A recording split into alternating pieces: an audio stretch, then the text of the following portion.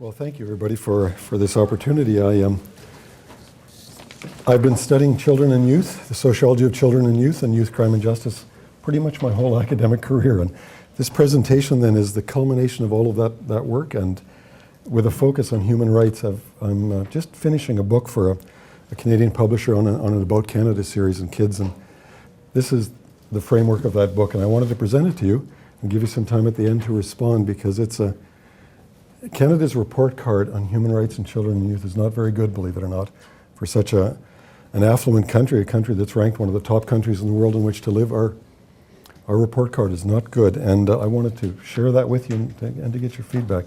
I should mention before I start too that a lot of this work, a lot of the empirical work in here is the result of Karen Charlebois' amazing research talents. So, so if you disagree with something, if you disagree with something I have here, she did it. So it's a human rights discussion, a discussion about civil liberties and children in Canada, and basic civil liberties like the right to a decent standard of living, the right to participate in the democratic process, and we don't allow that here very much at all. And because we don't allow it at young ages, it translates into apathy for young people well into their 30s in the democratic process. The right to engage in safety and security in the labor and enterprise. It's amazing how the labor rights of children and youth are not upheld in Canada, and the rights of adults are. The right to counsel, the access to justice, a fundamental human right. We actually deny that to children and youth in the youth justice system, although formally we're not supposed to. The right to protection from exploitation, that's a fundamental human right, which we'll see is violated. Freedom of expression, and the right to place and space. And these two last ones I'll discuss towards the end, but they're so fundamentally important that the public space is shrinking in the world, and children and youth are sloughed off to the margins, to the margins of that public space. So the framework then is a discussion of basic freedoms. The first one is freedom from privation, the freedom from poverty. And there's some empirical evidence of how we stack up relative to selected countries throughout the world. In 1989, the government declared through Bill C-45 that we would eliminate poverty by 2000. We didn't do it. And we have had subsequent bills to declare that in a certain few years we'll eliminate poverty. Well, actually, Canada's poverty rate has, amongst children and youth, has, relative to other countries, has become poorer and poorer. You can see the Scandinavian countries do very well. Mexico and the US do fairly poorly, but we don't do much better. We're right in there with Turkey and Poland, and a little bit worse than Australia. The second issue is the same understanding of poverty within the geography of Canada. And the subtext there is, like countries, it is not necessarily the poorer provinces that have high child poverty. We all know about BC. BC keeps coming up as the highest rates of child poverty in all the provinces in Canada. And as you can see there, BC and Manitoba. Saskatchewan is high, New Brunswick is high. Have-not provinces like BC are quite high. Have provinces like BC are high. Have provinces like Alberta are high as well. There's an interesting anomaly in Alberta. Alberta consistently has low rates of child poverty, and yet people in Alberta talk about the hidden poverty. In places like Fort McMurray, where poverty is judged by the per capita income, people who earn $15,000, $16,000, $70,000 in McMurray live below the poverty line in Fort McMurray. So Alberta has this whole pocket of industrialization where poverty is actually hidden because of the high wages and the extremely high cost of living. The social face of poverty, and these are things I'm sure that most of you know, and I'll go through them briefly, but 33% of immigrant children live below the poverty line, 28% of First Nations kids, visible minority children, 26%, non-visible minority children, 12%. The racial dimension of poverty in this country is astounding, and part of it is the historical explanation. I suppose institutionalized racism is part of it. It's hard to see how that works, but it has to be something. But there's the reality that we need to look at. The fundamental issues then regarding poverty, the income gradient, poorer kids have poorer health, they have poorer teeth, they're more obese, they have poor nutrition, low educational success, greater contact with the legal system, more behavioral problems, greater risk of victimization, both formal and informal. Poor kids do very poorly in the world relative to rich kids, and it's hard to figure out why, but this presentation hopefully will shed some light on that. It's not unusual to realize that family type has an influence on poverty rates. 70% of single women working full-time in Canada live below the poverty line. It's hard to believe. In Sweden and Denmark, the rates are 5 to 8%. Countries that are very much alike ideologically we probably have greater resources, but we have the same sort of social justice history, and yet our rates of poverty related to family type are amazing compared to theirs.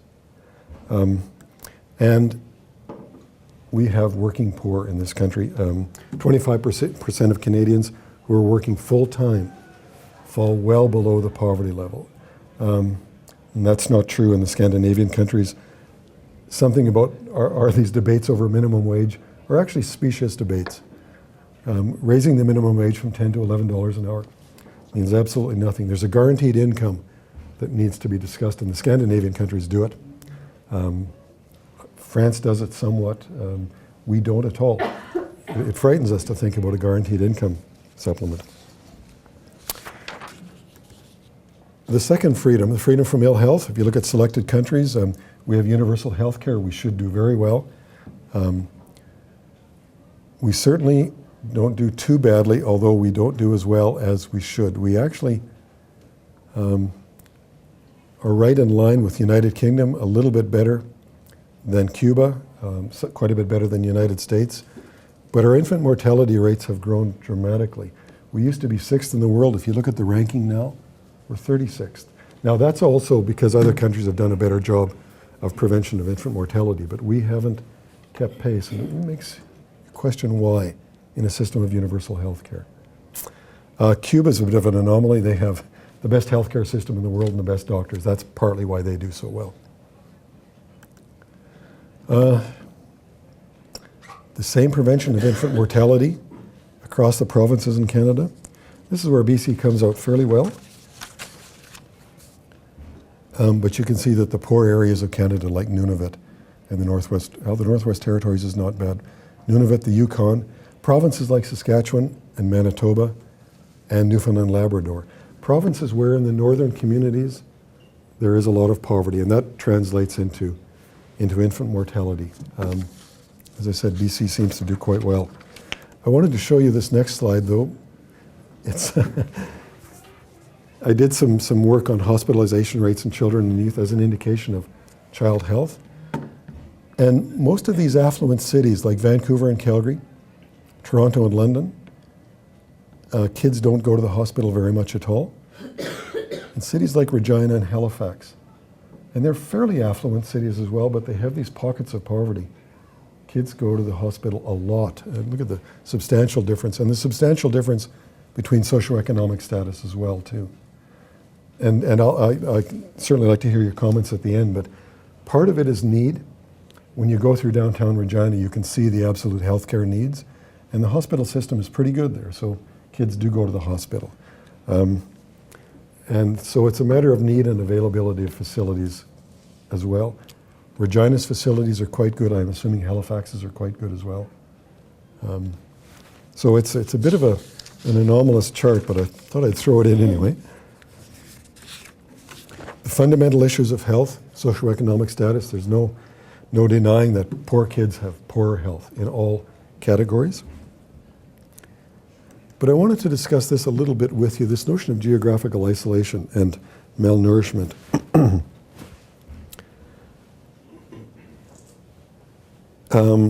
There's a wonderful book called The Last Shot, City Streets and Basketball Dreams, and it was written several years ago about Coney Island.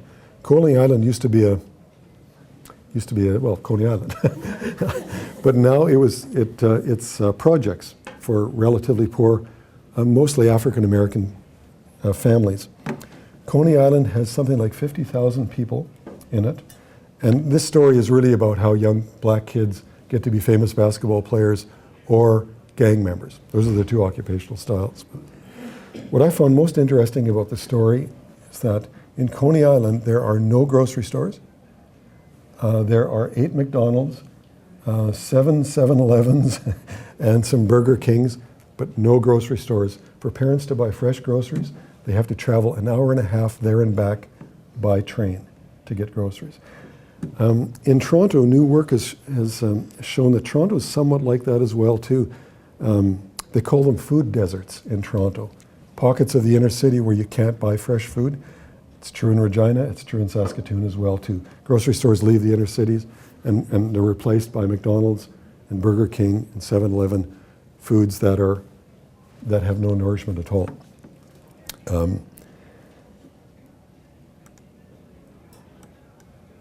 Connected with this then is the, come on.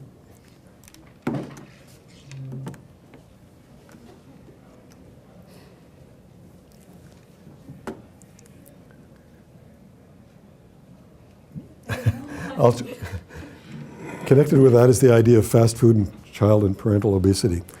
95% of kids in North America recognize Ronald McDonald, 94% recognize Santa Claus. Ronald McDonald is the most recognized figure in North America. And when kids visit McDonald's and other fast food restaurants, they ingest sugar and fat. The quadrupling of consumption of cola in North America in the last 40 years. Now, why have I told you that? Well, in Oregon, where I've had a chance to spend some time and to do some work, a lot of young Hispanic couples who both work and have 3 or 4 children and suffer from extremely high rates of obesity. They live in areas where there are a lot of fast food chains, and you can buy a Carl Jr.'s burger or a Jack in the Box burger for $1 and a Coke for 50 cents. They're able to buy food that their children crave, by the way, because of advertising. They're able to buy food much, much more cheaply than they are to prepare food. And when they're both working, it's the only way they have to survive. It's creating a wave of malnourishment in Canada and the United States because the food is so cheap, so poor, and so accessible, and so tied to popular culture. And it's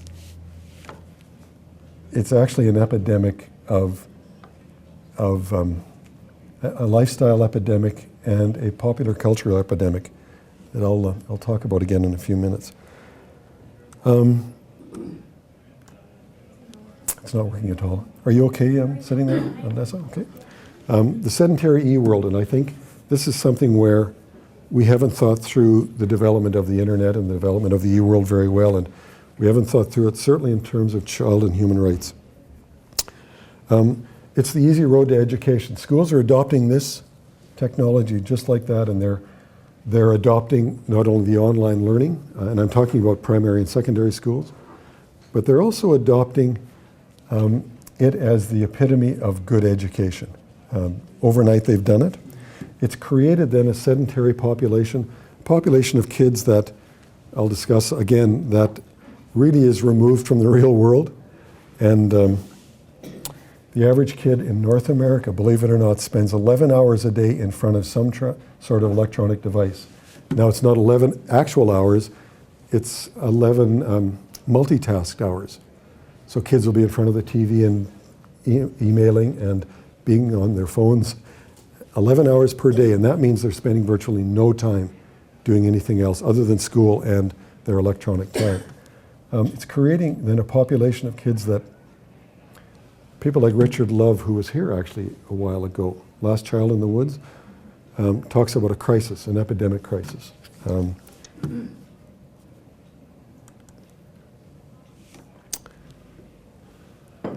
And this is the epidemic crisis. When you remove kids from nature and expose them to a world where you attach their success to being in front of the computer and having electronic skills, you actually remove them from the real world to their own health detriment. The last issue I wanted to talk about in the area of health is this one, and it's actually probably the most important one because it's the one that drives public policy, I believe.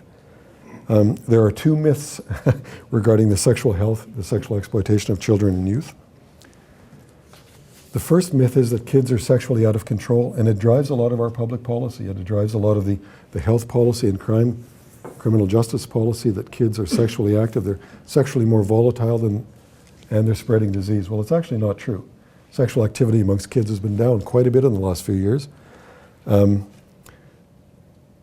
The first sexual encounter, the age of first sexual encounter has gone up by almost 2 years since the 1980s. So there's the warnings about STDs and about AIDS have actually sunk in with kids, and they're actually more responsible than my generation, way more responsible than my parents' generation, where everybody got married because they had to.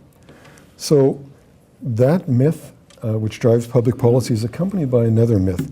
And the other myth is that children need to be protected from the world because there are sexual predators out there, and that we need to street-proof them, and we need to create a justice system that goes after sexual predators. Well, sexual predation by strangers is extremely rare, almost non-existent.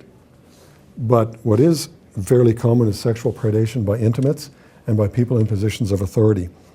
And I think one of the things that's happened to our system of understanding children and youth and families is that we've exonerated certain types of child abuse and focused on other types of child abuse that are not as important. And we've made bad public policy as a result. If you looked at Stephen Harper's victimization ads in the last month on TV, this new program where the government is spending money to make sure that victims' rights are assured, and he talks about, and those ads talk about danger from strangers, etc. Well, that's actually not very true at all. The real danger is from people in residential schools and from people in positions of authority in other kinds of schools, people in families where the real types of victimization occurs. We have not focused on that very much at all. We've focused on the other kinds of victimizations, and the question is why. Well, we can address that at the end, but part of the reason is it's good politics to do that. And Harper knows very well, as did George Bush, probably as does Barack Obama as well.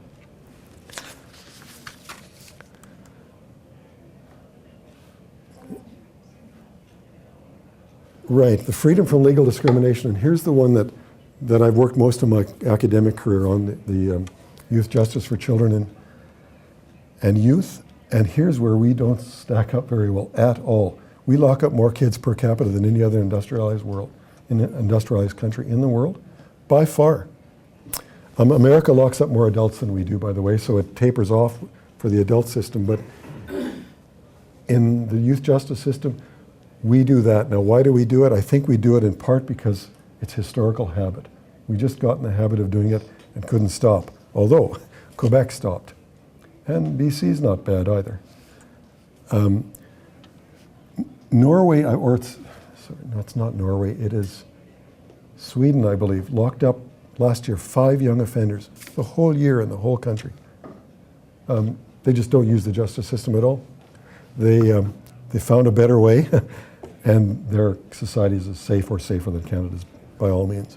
Adjusted population, that would be 20 people here. Yeah, that's a good point, Marilyn. Yeah, nobody, virtually. Yeah. If you look at incarceration rates by province, if you just isolate the provinces, the territories do very, very poorly because they're sort of a young jurisdiction and they haven't sort of the historical background that the provinces have. But if you look at the provinces, Saskatchewan locks up more young offenders than any other jurisdiction almost in the world. And when you go to Saskatchewan, it's an ordinary province. It looks fairly affluent and it doesn't look dangerous, but we got in the historical habit of locking up kids, as did Manitoba. BC is quite good. The poverty rates in BC are high, but the youth of the criminal justice system is low. So BC has sort of come out of that, but Saskatchewan and Manitoba remain in that loop where it's just what we do when kids break the law. Marilyn? Yeah, just when you talk about incarceration, are you talking about only prison, or are you talking about like group homes for kids as well as prison? These rates are incarceration. They end up in group homes, but in Saskatchewan, the prisons and the group homes are one and the same thing. Yeah, they're virtually the same. So some of this can be actually almost protected. Yeah, well, and that's the theory of all youth justice systems, that they're in protective custody, by all means, yeah. But But I've been in the custodial institutions in Saskatchewan and Alberta, and they're just jails. They have good programs, or so they say, but they're jails. They lock the doors behind the kids when they go to bed. And, yeah. So anyway, that's a snapshot of Canada. Okay. Here's the astounding one, and the issue of race is so at the front of our violation of the civil liberties of Aboriginal people, especially in terms of incarcerating kids, is well, it's shameful, and it's again that historical habit, I think, that went back probably 200 years, and we haven't gotten out of the loop. And part of it is the institutions are there, and you fill the institutions if they're there. One of the things that Stephen Harper is doing, and I object to it categorically, is he's building new prisons in BC. Well, he's saying we're building them for the bad guys, and that the occasional criminals, we'll treat them fine, but the reality in North America is when you build jails, you fill them up. Just, that's what happens. And I think that's what happens in these historical conditions in some of these provinces. But the First Nations kids, it's amazing, actually. The fundamental issues then, the first issue is that most kids in jail are there for minor offenses. They're for systems offenses, or for drug offenses, or for violence in school. Schools channel, most kids that go into the criminal justice system are channeled there through the school system. The race issue is there, as we just discussed.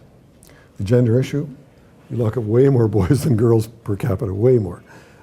Girls get off when the cops arrest them, or when they're treated more gently by the justice system. Boys aren't. And it's probably the stereotype of gender that's embedded in policing and the courts and all of that. Yeah, this is an amazing issue too. I don't know if there's much more to be said about this, except that kids in certain areas go to prison. Kids in inner cities, Saskatoon and Regina, and I'm sure that's true of Vancouver as well. It's certainly true of Calgary and Edmonton. Kids in the inner city are overrepresented in the jail system, much more than their suburban counterparts. And ironically, in cities in Saskatchewan, the suburbs have the highest vandalism rates and the highest property crime rates of anywhere else in the city. And yet the kids in the inner city go into the system. And it's not that the police want to throw them in jail, it's that the police find them in need, and the jail is the only place where they know to send them. Mary Ellen Turpel-Lafond, who's the children's advocate for the province here, was a youth court judge in Saskatoon for years when I was there. And Mary Ellen kept saying to the system, build facilities so we don't have to send kids to jail. We can build halfway houses and group homes. And she would refuse to send kids to jail, and other judges hated her for that. They hated her for the fact that she wasn't using the justice system like it was supposed to. What she was doing is forcing the province to build those facilities, which they never did. And I think she's in the same kinds of battles here. You probably heard her on CBC yesterday morning. She's doing the same kind of good work here. Whenever you go into a youth justice facility, and this is where this human rights thing probably coalesced in my mind more than anywhere else, you go into a youth justice facility, the kids, the first thing you notice is poor health. You don't notice that they're criminal, aggressive, mean, nasty, impolite, or anything. You notice that they have poor teeth and poor skin, that they're underweight or they're overweight, that they're tired. They're just in really poor health. And somehow, in all of those institutions, we've equated criminality with poor health. The criminal justice issue that we think we have with youth is not a criminal justice issue at all. It's a health issue. And our governments refuse to use the discourse of health when talking to them, talking about them, especially in political campaigns.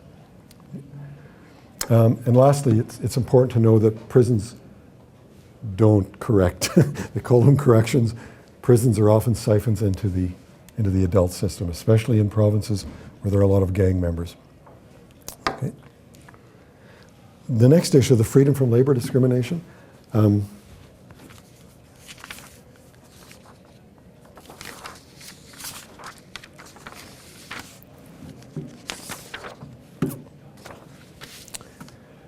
Yeah, most kids want to work.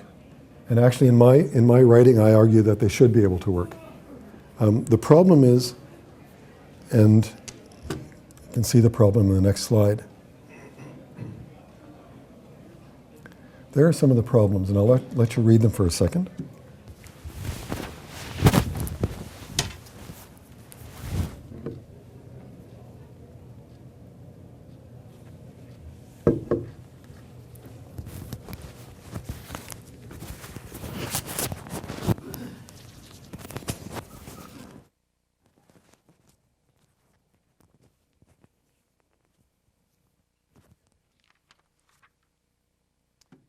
Read that. If you go to the next slide, Vanessa. When you read that, you'll see that, in effect, what happens when kids work, they have no labor rights protections. When they work in the fast food industry, my sons both worked in the fast food industry, both at McDonald's. They both burned themselves, and they both had friends burn themselves. McDonald's sends them home, and when they're healed, they can come back to work. Those are the labor protections they have. They work below the minimum wage level. In Alberta now, Alberta's declared that 12-year-olds can be employed below the minimum wage level. Alberta did it because there's a shortage of labor in the service industry in Alberta. But so they certainly do that. There's an insidious irony in the fast food industry and the clothing industry with kids too. They end up being very compelled to take the money that they earn, like spending money, and spending it in the industries where they work. They actually, in many ways, work for free. It's almost a type of form of slavery. McDonald's is a multinational corporation that's growing, and growing. Their labor is almost free when you realize that kids turn around and spend their money back where they earned it. In those industries, and the fast food industry is typical, there's absolutely no mentoring of kids and very little training. In McDonald's, they learn on the job because it's expensive not to. In the adult world, training and mentoring is an absolute necessity. It's what I would consider a human right. It doesn't occur for kids. I called it a new form of free labor. It seems a bit dramatic, but I think that's absolutely true. And the explanations go back in our history. Back to Egerton Ryerson and the development of residential schools and education for work and work for education. That we actually embedded the notion of children working for free in the development of residential schools, work schools, and poor schools. That coupled with the history of labor, there's a labor union antipathy to kids working in Canada. Labor unions hate the competition. They like the idea that kids need to be protected from the rigors of labor, the rigors of dangerous labor. So they use those two explanations to vigorously fight the incorporation of children and children's labor rights into the Canadian fabric. And I think they've made a terrible mistake over time, because kids work anyway. The right to learn, universal education, equal and adequate education for all children in Canada. One of my chapters deals with the fact that poor kids don't do well in school at all compared to their wealthier counterparts. Now, that's easy to see. Wealthy families provide more books, and there's a direct correlation between the number of books in the house and how your kids do in school. But there's a darker side to this too. It's just not that wealthy families can provide educational resources. And this is the dark side in the next slide. I argue in my writing that schools, their primary purpose is not to educate. Their primary purpose is to engage kids in schools and the educational process. That's their workplace. That's where they need to be engaged and develop their sense of enthusiasm towards the world. The education is secondary, it comes. But look what low school engagement does. The orange line is high school, the darker red line is the low school engagement, or medium school engagement. I haven't included low because low is off the chart. Kids who only have sort of average school engagement, greater alcohol use, greater tobacco use, greater marijuana use, greater contact with their criminal peers, and higher levels of anxiety, poorer health, and poorer self-esteem. Now, we've created schools to be, in my opinion, almost factory-like. We haven't done a good job of creating them as places where you want to spend time, although some schools are very good. Some alternative schools are great. They're expensive, but they're great. Is school engagement a student issue or an educational issue? I think in the paradigm of Canadian politics, kids who don't do well in school and are not engaged, they're to blame, or their parents are to blame, or their communities are to blame. I actually don't think that's true. I think school engagement is a foundational educational issue. I've worked with alternative schools in Saskatchewan. One in particular comes to mind. It's called One Ska Indian Cultural School in Prince Albert, and they only take street kids in their program, and their kids range in age between the ages of 11 and 29. So they have a whole range of students, and these are kids that are on the street, in jail, and they've never done well in school. One Ska physically gets them and brings them into school and leaves them there. And there's a whole series of programs for teaching and learning, cooking, etc., and they leave the school open 24 hours. Kids can stay there. They have almost reduced the recidivism rates of those kids to 0. Now, there's still a lot of damaged people in that group, but the school engagement has changed the lives of kids, and they don't teach them the 3 R's. They don't need that. They get that eventually, but that's how important the school engagement issue, and I think it's a fundamental human right to make sure that kids have an engaged place to be during the working day. That's their workplace, and we don't do it. And, sure. This scale, Isabel, was a whole series of things like how well you enjoy school. Do you get involved in school politics? Do you play sports? How many hours do you spend in school? How many days of school do you miss? So it's a whole scale of things that we would want our kids to do when they were in school. And, yeah. Okay. Quality of education by geography. You can look at cities, drive through a city like Victoria and look at the schools and look at the communities. And Saskatoon is a typical example. The nice schools are in the nice communities, the rundown schools are in the poor communities. There's no reason why that's the case. That's public policy. And schools get reputations on the basis of how they look, and people send their kids to schools that look good. And that's a problem that we have not dealt with very well at all in this society. And it's widened the educational gap and ultimately the social gap between the haves and the have-nots. Dropout rates by geography, that goes without saying. There are 900 kids out of school in Saskatoon, and they all live in the inner city, almost all of them. Just a reality. I talked before, we looked at the chart before, school engagement has a direct impact on health.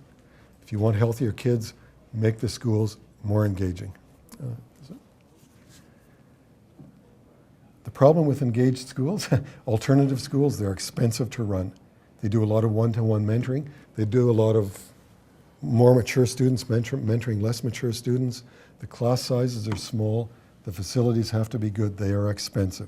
And we have this fundamental disbelief that education should be paid for when it's needed. We actually tie it to the tax rolls, and that's a problem for us, I believe.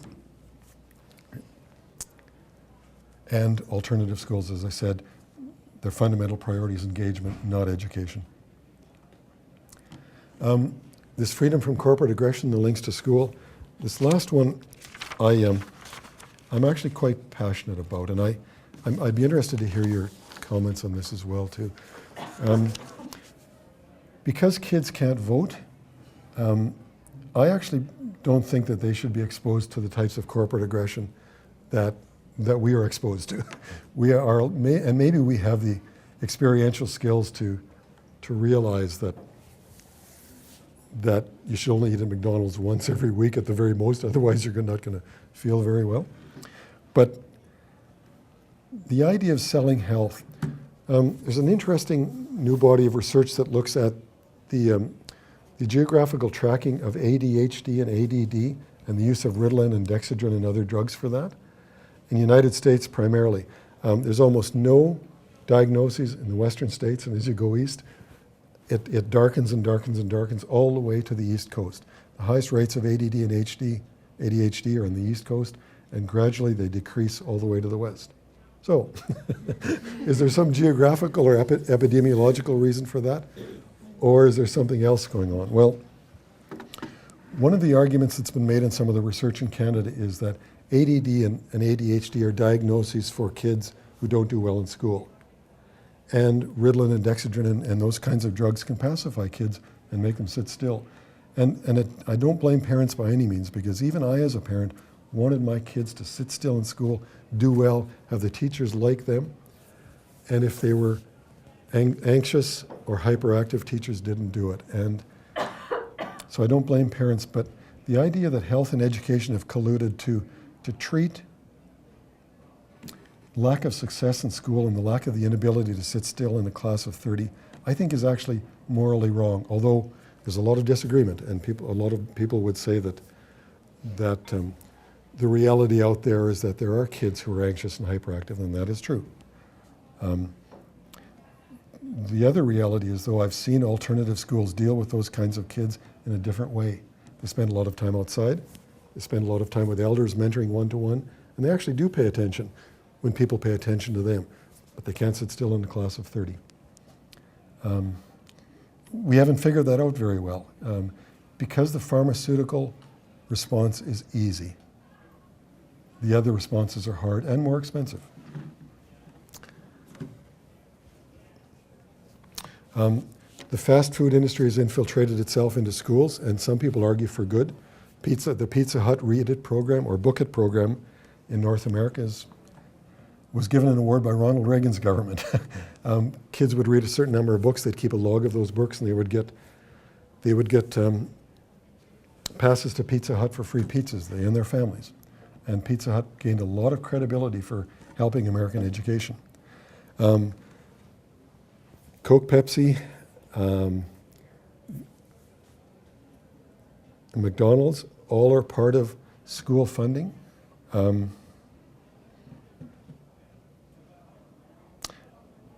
Future Shop, Apple, Sony, if you go to the third one, that's it.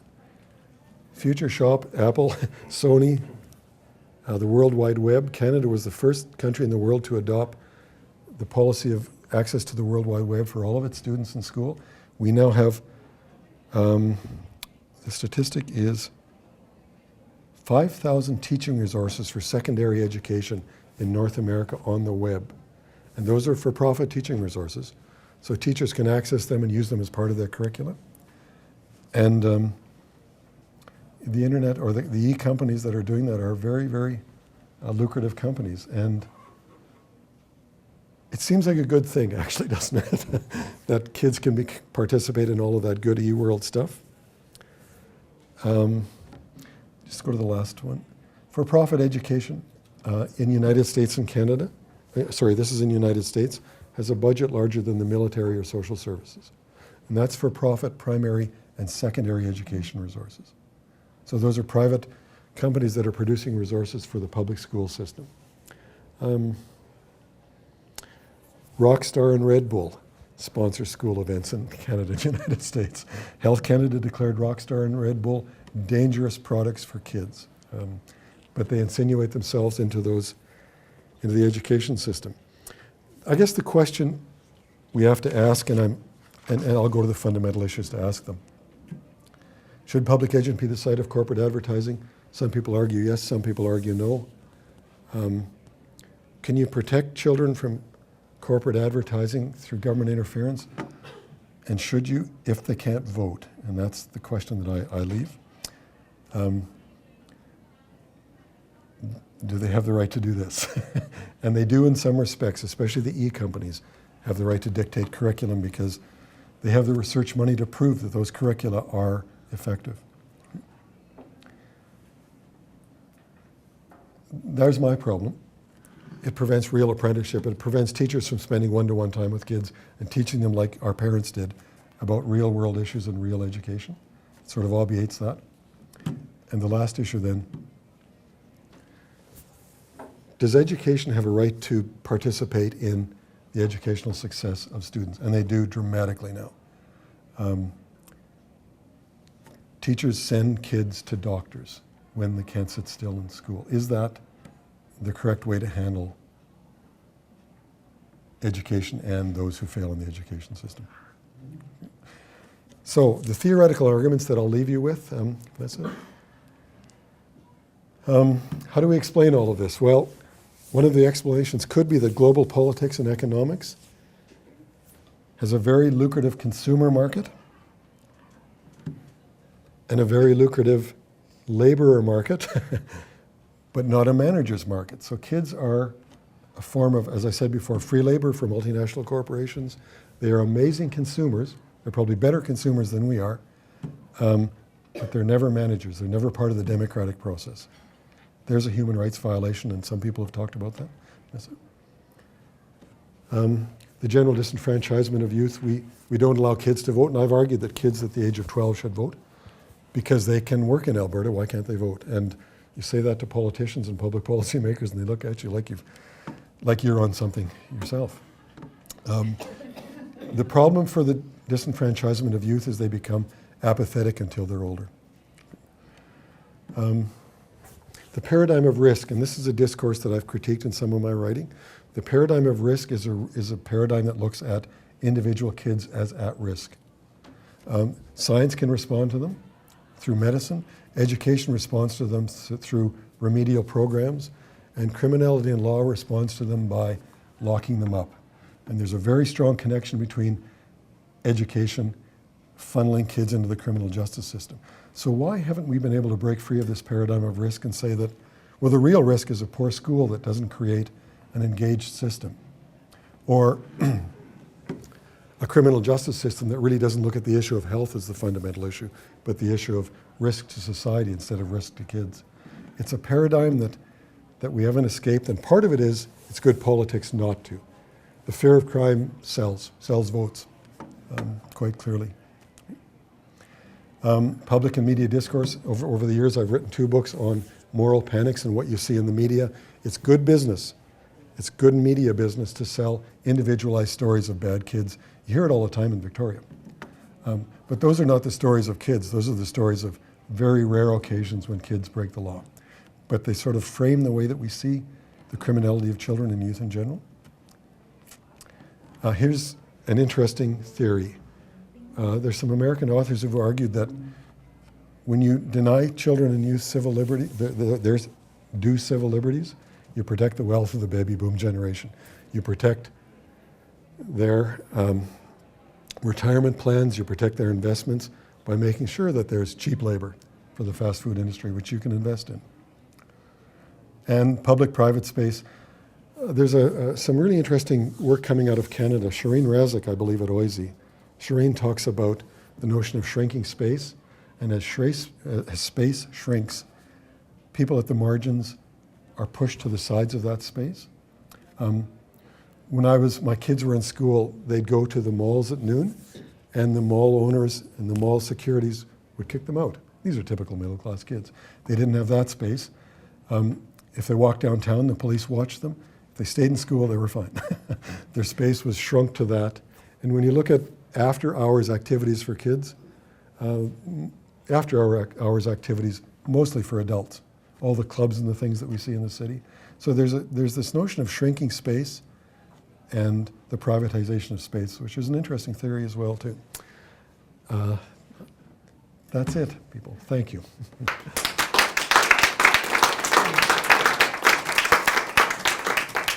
So I'd be delighted to hear what you have to say.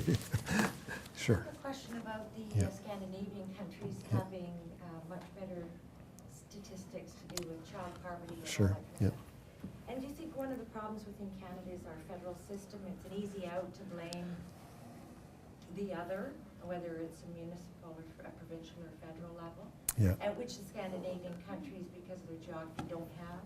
Yeah, I think that's very true. And when you look at all the horrible statistics out of the Northwest Territories, and part of it is, from a federal government's political standpoint, it's easy to give over to the provinces or the territories. And part of the problem is they escape the visibility of the entire world. Even they escape the visibility of the provinces themselves, because provincial capitals are centered in big cities. I think you're absolutely right. I applaud Victoria in many ways because the invisibility is not there. Victoria is quite unique in that regard. It's a city where the rich and the poor visibly interact, and I think whether that's a concerted policy or whether it just happens, and I think that's true in Scandinavia as well. I think you're quite right.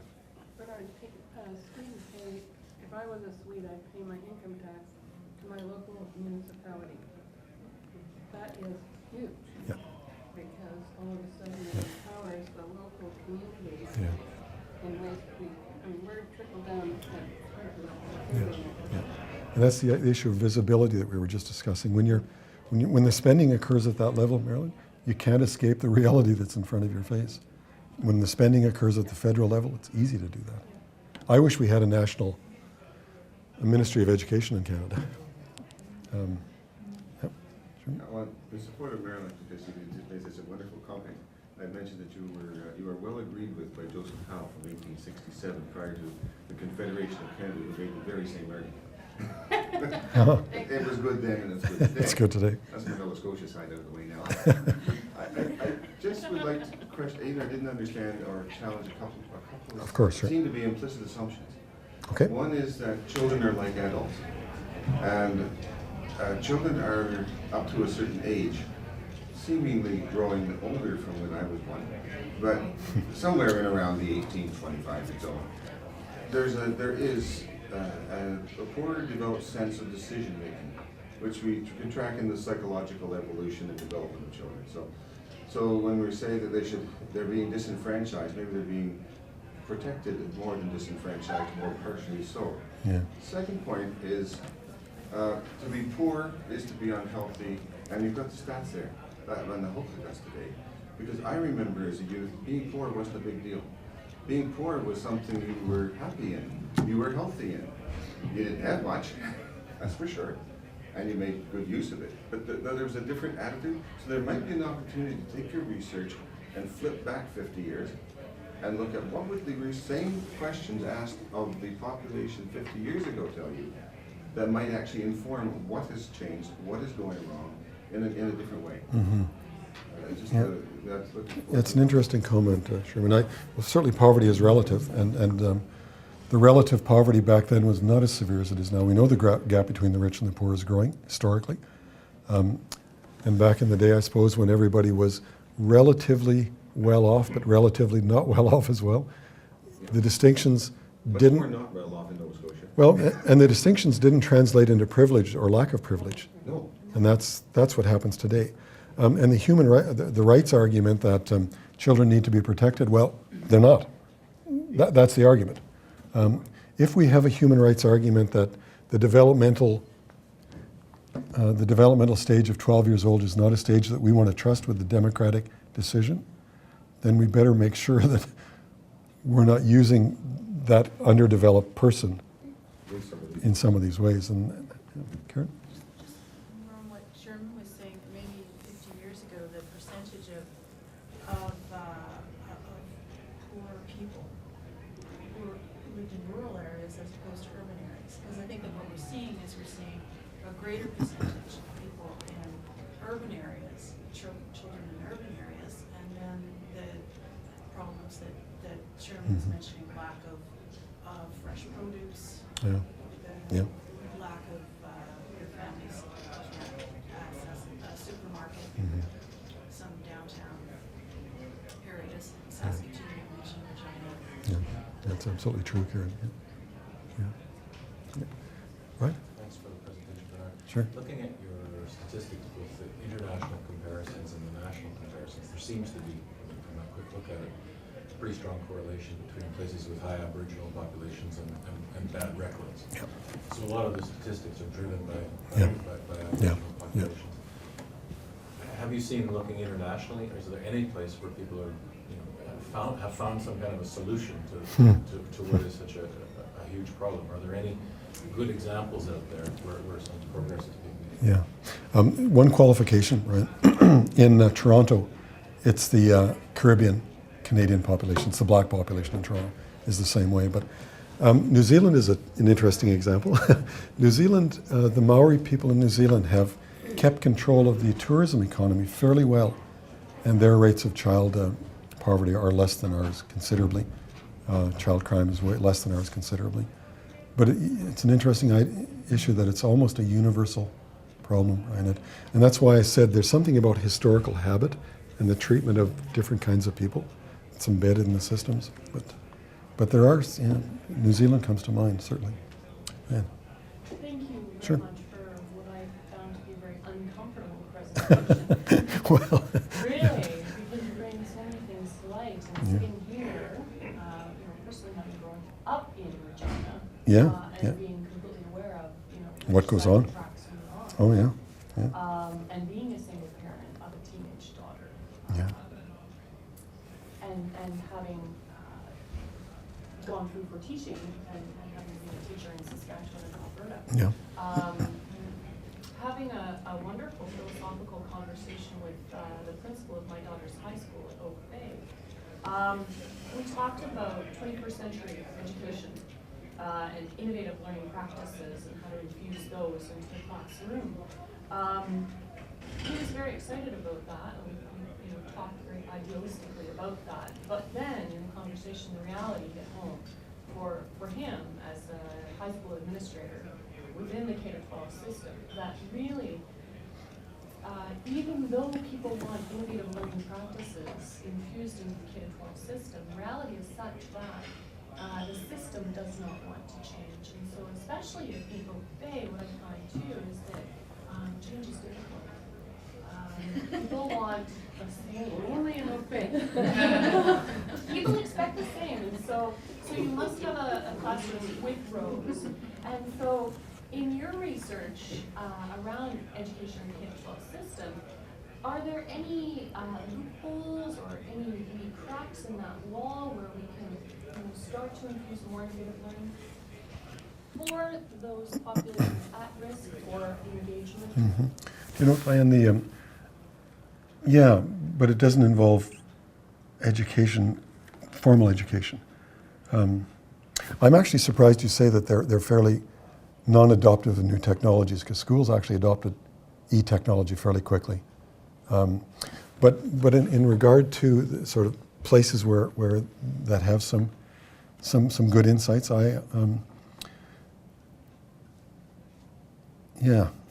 there's a couple of the alternative schools and a couple of the community schools that we've looked at in Saskatchewan focus on physical activity, for one. The right to sports programs that have been embedded in some of the alternative schools work very well. Now, that's not education. That's something else, but it's about school engagement. So there is that. One school, cultural school in Prince Albert, and you've probably been to Prince Albert and you know what it's like there. Prince Albert is a very troubled city, but this school takes, what they've done is they've gone and stolen the best teachers in the system, and they get dedicated teachers. They rob them from other schools and embed them in this school, and they teach 24 hours a day. So there's a solution as well that works, but can you create a system of education where mentoring is the norm and not the exception anymore? One-to-one mentoring or 1-to-5 mentoring, however it occurs? I think you can do it, but I don't think Oak Bay is prepared to do that, to bring elderly folks into the school and help kids learn the realities of life at the expense of learning mathematics by new internet programs. What's fascinating in Oak Bay is that, I mean, observationally, it's a very affluent Yeah, it is. city, and yet, if I look at mine, and I'm looking at Mary because our daughters are friends and are in the same grade, and so maybe, you have a similar perspective. I look at Emma, and I see the work that they're doing and the work that they're not doing, and I think that it's the same when I went to high school, that it was really just a focus on books, and it wasn't the use of new technologies or it's the status quo, and that's what I'm talking about. Is there any crack in the system, whereby teaching practices can be refreshed? And unfortunately, what I heard from the principal of Oak Bay was that the teachers don't necessarily want to refresh teaching practices, because what they do is they teach how they were taught. I was just going to say that, and it's extremely hard to retool teachers into the e-world, because kids are better at it than teachers. They always will be. So it actually puts teachers at a disadvantage in terms of their authority and their educational levels. I realized a few years ago when I had was involved with some people that were looking at social housing, and the so-called social low-income housing. They had dishwashers, which was at the time a shock to me, because I still don't have a dishwasher. I don't define that as, I was quite shocked, sorry folks, to find out that people at the level of poverty could expect a dishwasher in their social housing unit. That was a shock to me. It still kind of is because I don't have one, you know, whatever. So I realized back then that I don't have a really good handle on what poverty actually is. Because it is obviously it was a very relative thing that I couldn't relate to, right? And it's same as you cite, I don't know, Grand Prairie or Prince- Port McMurray or something like that, where, you know, the Oh, yeah, poverty level Port is McMurray. $60,000 a year. Yeah. So I don't think maybe poverty rates are really where the focus should be then, but what should be the focus is child rights, as you say. Yeah, The yeah. right to a free and unfettered way of moving through the world until you reach the age of reason and all that kind of stuff. Yeah. Right? I agree. Freedom I from agree. that corporate Yeah. influence, and I would add religious influence and all Yeah. kinds of aggression Yeah. like that. I would agree very much. Even in poor communities, they absolutely have to have access to fresh food, and they don't. If they're poor and if that's the best our economy can give, then we must absolutely demand that people have access to those kinds of facilities. Yeah, I agree. Vanessa? I'm just conscious of the time, and Sure. I wanted to thank you so much, Bernard, for your talk, but I'm sure he'd be willing to take more comments later. And, Sure, well, you're welcome. have any additional feedback. Thank you so much. It Yeah. was very fascinating. Yeah, thanks, Vanessa. Thanks, everybody. Thank you.